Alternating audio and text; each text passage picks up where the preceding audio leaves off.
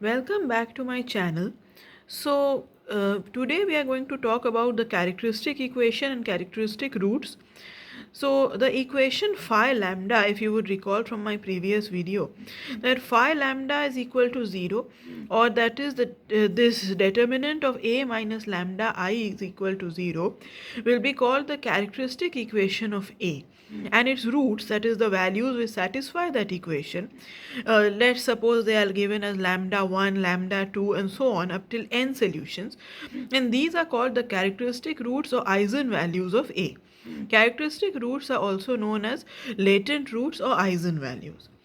Now characteristic vector, if for any characteristic root, say from here we consider lambda is equal to lambda 1 of A, the equation A minus lambda I into x is equal to 0 has non-trivial solutions for x. Then every such non-trivial solution of x is called a characteristic vector or eigenvector of A.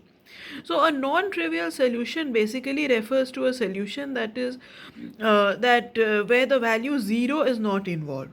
So here there can be there's a short description given that when there is an n cross n homogeneous system of linear equations, and when this has a unique solution, that is a trivial solution, if and only if its determinant is non-zero.